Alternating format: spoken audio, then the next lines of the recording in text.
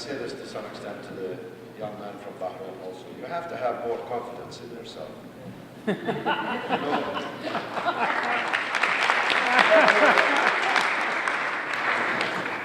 That in the Gulf, the people are too stupid to have democracy, too concerned about other things. I mean, how stupid do you have to be a democracy? Is the United States, Canada, Britain, are the people in these countries endlessly thinking about discussing the way that they want their country to be run? No, they vote every now and again and then go back to the television. Arabs are no different to anybody else in that regard. And it's simply not true that the youth in Egypt are better educated than they are in Saudi Arabia. In fact, the opposite is the truth. Saudi Arabia has more graduates than any other Arab country. And by the way, 60% of all Saudi Arabian graduates are women. So it's simply not true that the Saudi people are too stupid or preoccupied by trivial things to achieve democracy. And you really must have more confidence in yourselves. Not to think that if you get rid of a dictatorship that's been there 230 years, you might alienate yourself from other dictatorships. To hang with all the dictatorships, show the way, lead the way, light the path. That's what the spirit should be. The young woman who spent 30 years opposing foreign intervention in what they call third world countries, you really should make it 31, sister. First, there are many reasons why we must oppose Western governments and armies getting involved in fighting in yet another Arab and Muslim country. There are many, many reasons why we must oppose that. I did an interview in The Guardian last Saturday, you can look it up, guardian.co.uk, a debate with a Conservative MP on this very subject, in which I said the best way to come to the aid of the Libyan revolution is for Egypt and Tunisia to open their borders and for Arab volunteers to flood in their hundreds of thousands into Libya and to take up the side of the Libyan revolution. Somebody said, well, they won't be trained. Well, the Arabs who went to Afghanistan in the 1980s, most of them had never been involved in a war before.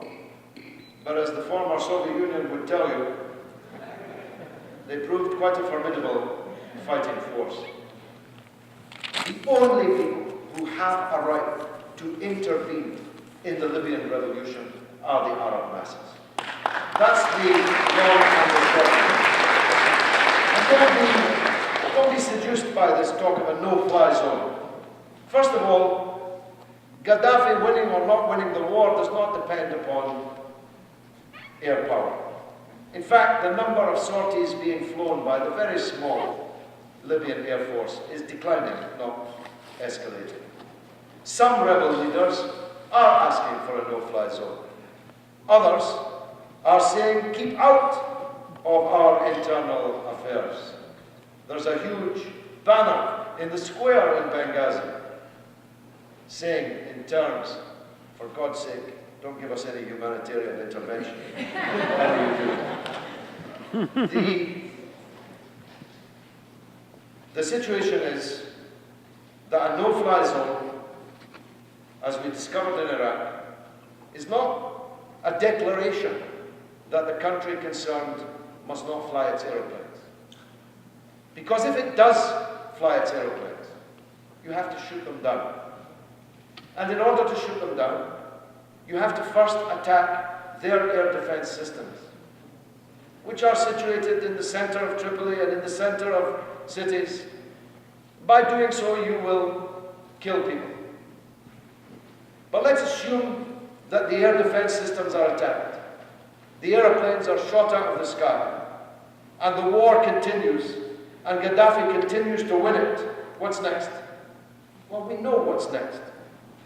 What's next is a Western invasion and occupation of Libya, which is precisely the opposite of what we should be fighting for. The reason the West desperately turned against Gaddafi after 10 years of treating him as a milk cow, sucking billions from the people of Libya, was they felt that this revolution was going to succeed and they should get involved because they wanted to protect their investments. BP, British Petroleum,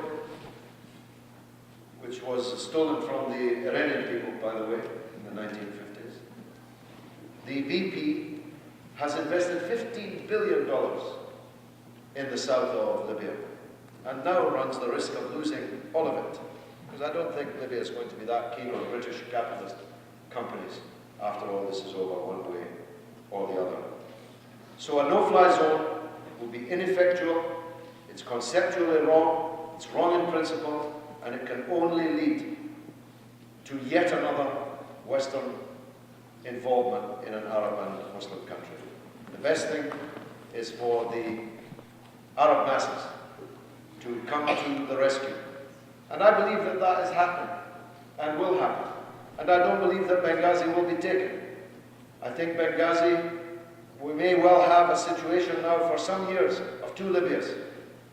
People say, well, do you want to have two Libyas? I say no, but I'd rather have two Libyas, one of which is not ruled by Gaddafi, than have one Libya that's completely ruled by Gaddafi. That's my solution. The effect of WikiLeaks and media, and how that played a viral role in the revolution. With dignity and justice, freedom, we cannot draw the lines on the land between the humans. I want to attract his attention about the Kashmiri pupils who have been, who are being suppressed by the Indian army. 60% of Indian army is deployed just in one area, and 29 provinces they are free of army. 60% of Indian army is deployed in one area and suppressing the Kashmiri people for last 50 years. And they had promised with the Kashmiri people for the right of self-determination, and they had been divided by the line of control, and they had been not given the right for the right of self-determination on the UN resolution. I request Mr. George Galloway at this platform, at this historical moment, to please say some words for the Kashmiri people in the Himalayan state who are being suppressed by the 60% of Indian army in the Kashmir. We cannot divide the land and humanity, demark the land only for the Arab area. It's a universal issue. Thank you. Thank you very much. Well, I hold two highest civil awards in Pakistan, the Hilal-e-Qaid-e-Azam and the Hilal-e-Pakistan, both of them for my work on the subject of Kashmir. I was for many years the Secretary of the National Lobby on Kashmir in Britain. I have regularly spoken around the world, in the United States and Britain, on the subject of Kashmir, where for more than 50 years a United Nations Security Council resolution which promised the people of that occupied territory a plebiscite so that they could choose their national self-determination has been denied. And 100,000 people have died in the last 20 years in the Intifada in Kashmir.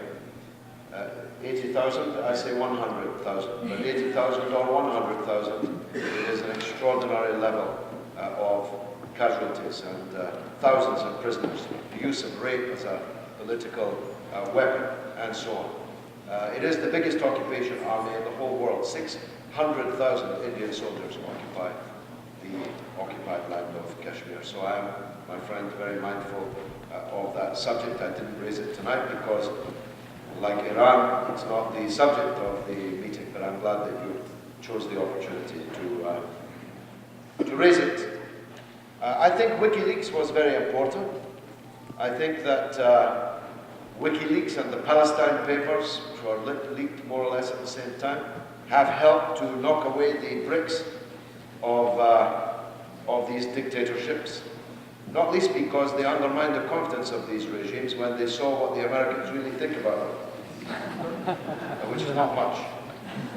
They didn't think much of the British either, so they're undiscriminating in their offensiveness in that regard. But I think that the separation of Sudan into North and South is very much to be regretted. I think that a big job was done on Sudan to try and undermine it and weaken it by Israel, by the West, over many years, supporting the secessionist tendencies which always existed in the South. And this job intensified when Sudan discovered that it was sitting on top of a huge ocean of oil, and worse, oil that it already sold to the People's Republic of China, rather than on the international oil market priced in dollars. So I very much regret that Sudan is now two, but we have to accept it. It is, there was a plebiscite, it was overwhelming. The South is now broken away, and I can only wish them well and hope that they are governed justly and democratically and that their people prosper. But in general, I'm against breaking up countries. I think in the world today, we should be seeking more and more unity amongst peoples rather than separation and separatism. It's one of the reasons why I'm against Scottish separation, and I'm standing in the Scottish Parliament elections on the 5th of May in a few weeks' time. On exactly that platform, we'll see what the people's verdict is. On the subject of Bahrain, I say to the sister not to be despondent. It'll take more than 1,000 Saudi soldiers. It'll take more than 500 policemen from the UAE. I didn't know that the UAE had sent policemen. I think that's very regrettable, and that the UAE may come to regret it. But it will take more than all of that to stop the revolution in Bahrain. I think the people have decided. They have lost many martyrs. Hundreds of Bahrainis have been killed, whilst the US Fifth Fleet is anchored in Bahrain. They're talking about a no-fly zone in Libya. Well, their own fleet is in the country that's gunning down unarmed, peaceful demonstrators in the streets, including women and children killed in the dead of the night. So my hope is, and my belief is, that the people of Bahrain will continue their freedom struggle, and the more Saudi Arabia commits itself to propping up the dictatorship in Bahrain, the more quickly they will bring about the defeat and destruction of their own dictatorship, which would be, in many senses, the biggest prize of them all. The unfreest country in the world invading another unfree country to destroy the democratic movement there, at the invitation, one assumes, of Secretary Robert Gates, who's just been visiting the country. You really couldn't make it up when relating to the land of the free and the home of the brave. On the question of Palestine, I reiterate the point that James Clark made, which is the Summer University of Palestine on the 23rd of July. You can get details at the table outside or on our website, vivapalestina.org.